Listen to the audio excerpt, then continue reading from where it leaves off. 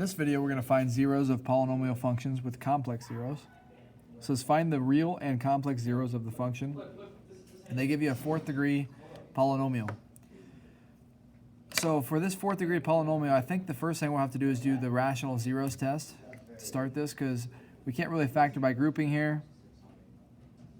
And I think that might be the most efficient way to get us started. So let's start by saying that P is 20. That's our ending value. And that Q is 1. So our P values would be plus and minus 1, plus and minus 2, plus and minus 4, plus and minus 5, plus and minus 10, and plus and minus 20. And our Q value would just be plus and minus 1.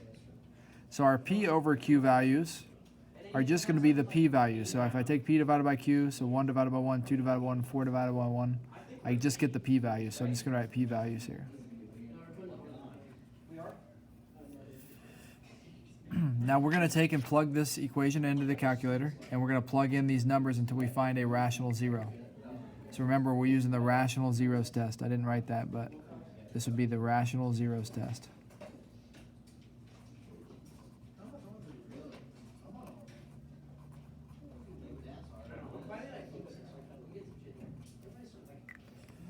So we've got x to the fourth. X to the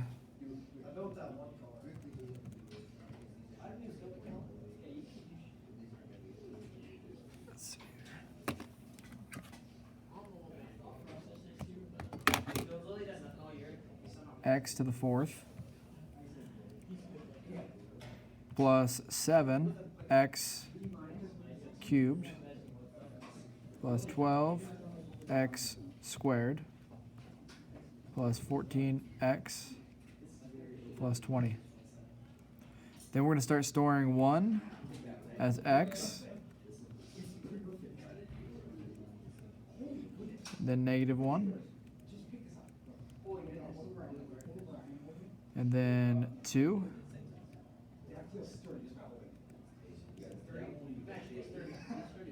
negative 2 stored as x.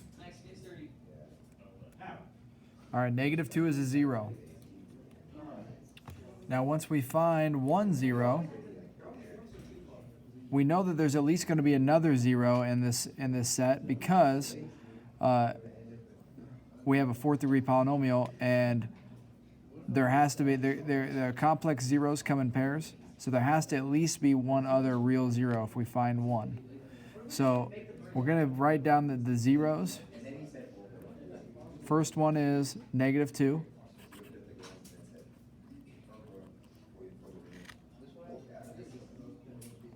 Now I'm going to use that 0 with synthetic division on this polynomial.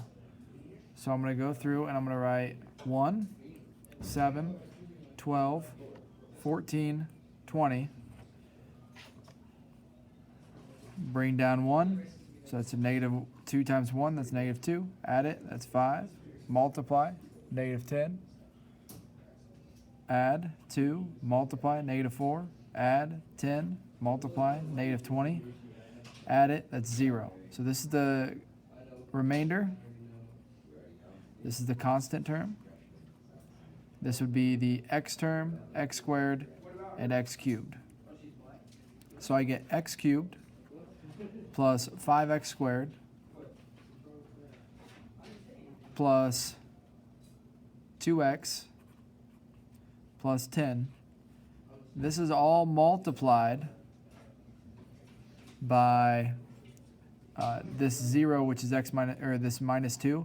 That would really be the factor of x plus 2.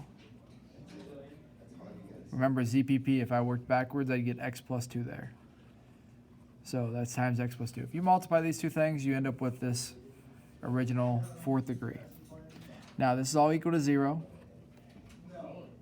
I think I might be able to use factor by grouping on this. So I'm going to go ahead and use ZPP here. But I'm going to ignore the x plus 2 because we already know the 0 is negative 2. I'm going to say x cubed plus 5x squared plus 2x plus 10 is equal to 0. Factor out x squared here, and that leaves me with x plus 5. Factor out a 2 there, and I end up with x plus 5. Now I'm going to factor x plus 5 out, and I get x plus 5 times x squared plus 2 equal to 0. ZPP, x plus 5 equals 0, or x squared plus 2 is equal to 0. Subtract the 5, I get x equal negative 5, or x squared is equal to negative 2. I'm going to take the square root on each side here and end up with x is equal to plus and minus. If I take the square root of negative 2, first of all, the square root of a negative would be I, and then square root of 2 I can't really do, so I write root 2.